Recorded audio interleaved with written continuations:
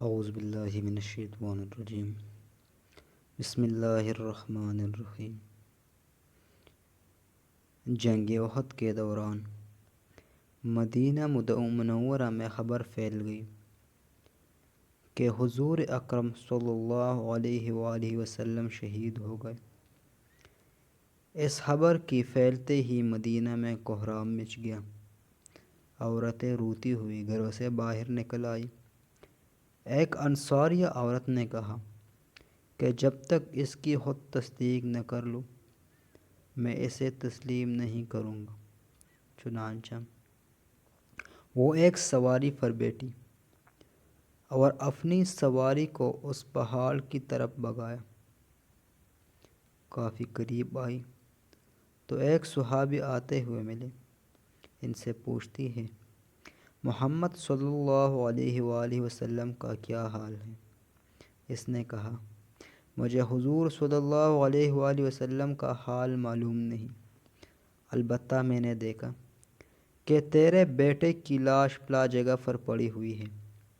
اس عورت کو جوان سال بیٹے کی شہادت کی خبر ملی مگر وہ ٹھس سے مس نہیں ہوئی۔ اس ماں کے دل میں عشق رسول صلی اللہ علیہ وآلہ وسلم نے اتنا اثر ڈالا ہوا تھا کہ بیٹے کی شہادت کی خبر سنی مگر کوئی پرواہ نہیں کی۔ سواری آگے بڑھاتی ہے۔ ایک اور صحابی ملے، پوچھتی ہے محمد صلی اللہ علیہ وآلہ وسلم کا کیا حال ہے؟ انہوں نے جواب دیا کہ مجھے معلوم نہیں، البتہ تیرے خاوند کی لاش فلاں جگہ پڑی ہے۔ یہ عورت پھر بھی ٹس سے مس نہ ہوئی اور آگے بڑھی۔ کسی اور سے پوچھا محمد صلی اللہ علیہ وآلہ وسلم کا کیا حال ہے؟ جواب ملا مجھے معلوم نہیں، البتہ تیرے والد کی لاش فلاں جگہ پڑی ہے۔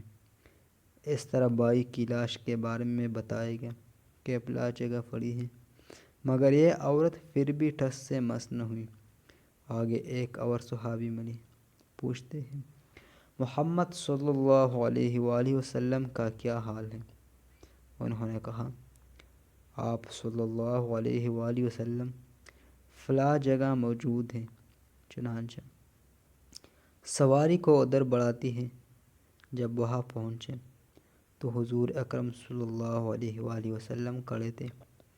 وہاں اپنی سواری سے نیچے اتر گئی اور حضور اکرم صلی اللہ علیہ وآلہ وسلم کی چادر کا ایک کونا پکڑ کر کہا کل مصیبت بعد محمد صلی اللہ علیہ وآلہ وسلم سہل۔